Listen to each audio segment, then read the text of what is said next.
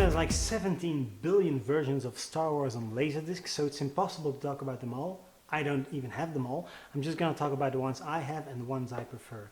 We're just focusing on the first movie, Star Wars 1977. Let's never call it A New Hope, it's just Star Wars 1977. And in my opinion, it's still the best out of all 9 movies that came out. Now the first one I got, Star Wars The Definitive Collection, great, gorgeous, very thick, very expensive box set, 9 discs, 3 discs per movie, CAV format, includes a lovely hardcover book on George Lucas, which was updated up until 1993 when this box set came out. $250 in the day, which is adjusted to inflation nearly $500 nowadays. All pluses, no cons, you'd think, except that this set is a known rotter, so please buyer beware. Before you pick up your copy, ask to see all 9 discs, all 18 sides, to see if there's no rot. Luckily mine wasn't rotted, so if you have a good copy, the results are quite stunning. Great picture, great sound, great special features. At the time, this was like the best Star Wars on home video. Then a few years ago, I got the Star Wars Trilogy Special Edition. Now I know this one's hated because, well, we all know George Lucas added unnecessary scenes, unnecessary special features, unnecessary explosions. This one's a UK PAL pressing, includes 3 short docs on the restoration of the 3 movies and the newly added scenes. Those 3 short docs were also featured on the VHS edition, which I still have. If you can live with the special editions, and I still think these are far superior to the 2004 and 2011 extra editions.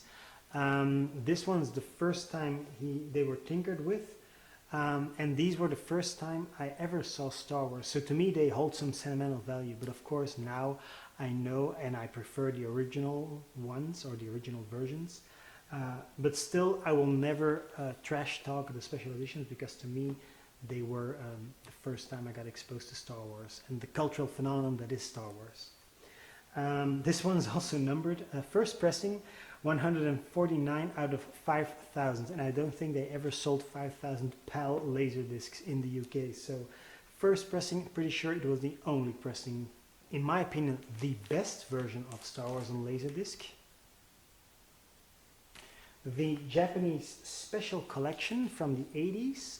Normally the 80s would say, well, that's not the best picture audio because at the time the remastering process wasn't up to snuff. The LaserDisc really came of age in the mid to late 90s. But against all odds, this is a very solid pressing. It's perfect in almost every way. It's flawless. If you have a good projector or you have a great TV or you know how to amplify the image in ways that are unknown to most of us, this is the version to get. Image quality, picture quality, it's still amazing. This is, in my humble opinion, currently the best version to watch the original unaltered Star Wars on home video. Of course, I know purists will say this one's altered as well. For one, the A New Hope title was added, and I know some lines have been added in the 81 re-release, but let's say 97 or 98% of this release is the intact movie as it was seen in theaters in 1977. So if you're like me and you just want your Star Wars unaltered and unspecial editions, you can't go wrong with Star Wars Special Collection from Japan from 1986. It's a great, great release in almost every way and every aspect.